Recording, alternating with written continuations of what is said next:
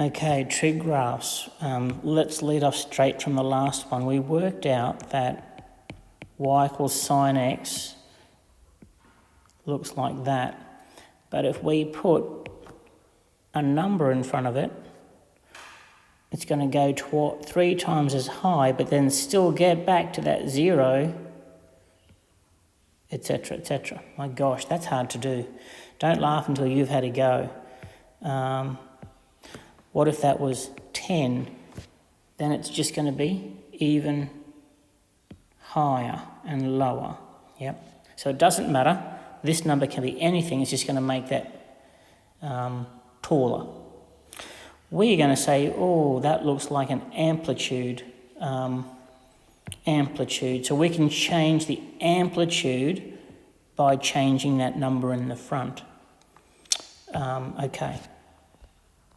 What if I get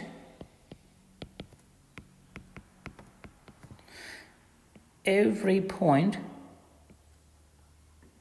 on that sine x graph, and what if I add the number 4 to it?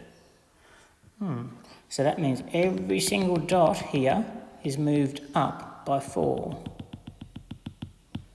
So it's not going to start at 0, it's going to start at 4 and go up and down. So this number on the end was 0, now it's 4, and you can see that that's the line that it oscillates around or deviates around. So we're going to call this thing here the centre of motion. Okay, so we can move it up, we can make it bigger. The other thing that we can do is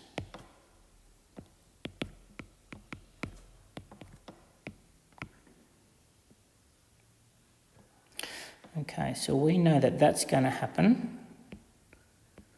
A maximum value of 1 is going to happen at 90. There's my 0, and that's going to be 180. That's sine x. What happens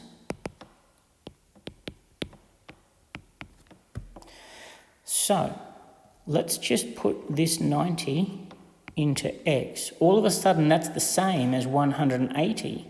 So I've got to get up and down by the time I get to 90. When I put 180 into x, it's actually 360, which means I've got to be back here.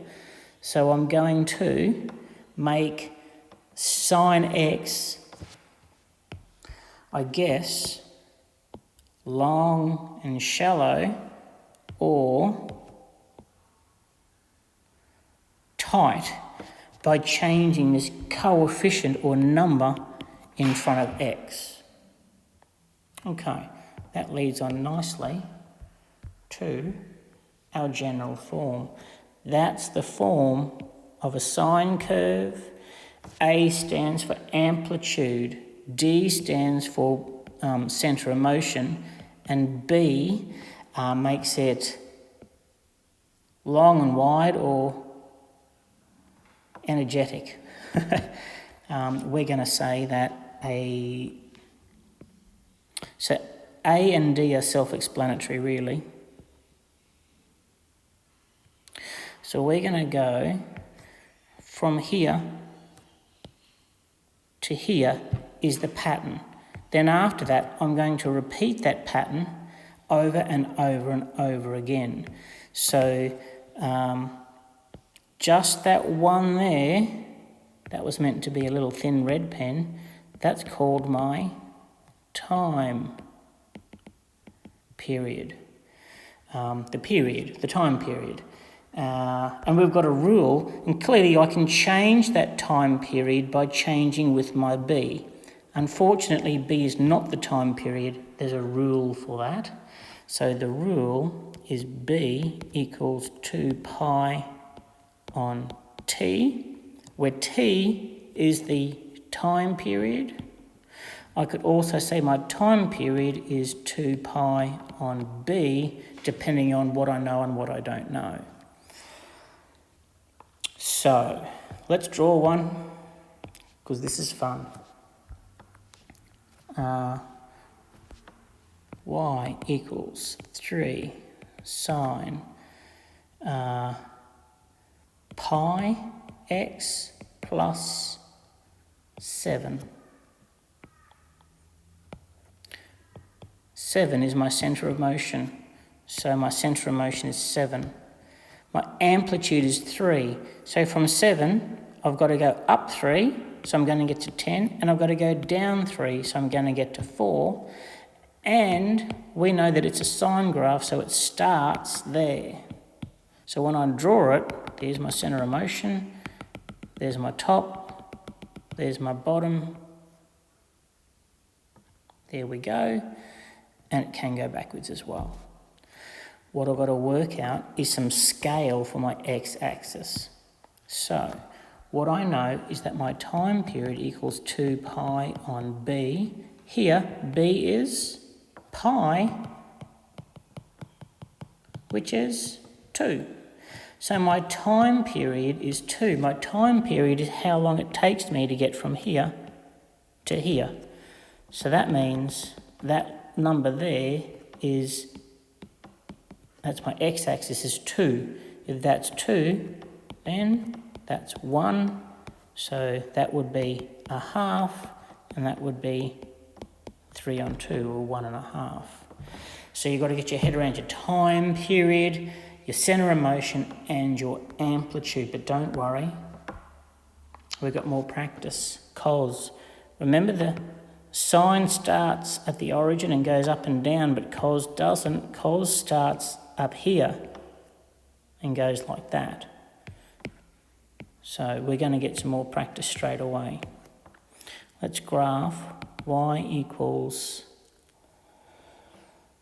4 cos 2 pi x plus 1.